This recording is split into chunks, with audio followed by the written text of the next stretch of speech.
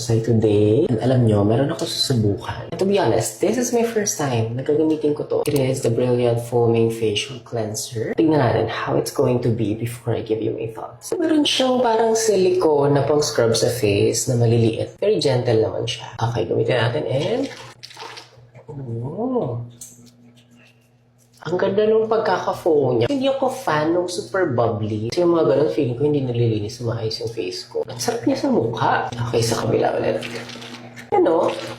Diba? Parang na rin siyang gentle exfoliator. Grabe, ang sarap sa face. Tapos ang bango pa. Pero hindi mabango na mahapdi sa face. Yung may stinging power. Sabi dito, kaya niya magtanggal ng excess makeup, surface oil, and dirt. Tapos with consistent use, brighter and smoother na radiant yung caring i-achieve itong facial cleanser na to. Okay, sige, banaw na ako.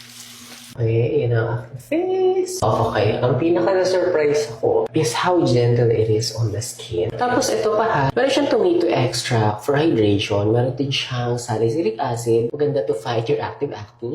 Nakakalinis din yun ng pores, guys. Tingnan nyo, hindi niya dry daw yung balat ko. May radiance yung skin ko after. Brilliant, hindi ko alam na may ganito kayo kagandang product. This will stay here sa aking bathroom. Lahat po na magaganda. Talagang nananatili dito sa aking banyo. Very gentle and yung ingredients, sobrang promising. So good job, Brilliant. If you're not trying this, guys, you're missing out. Just go check it out.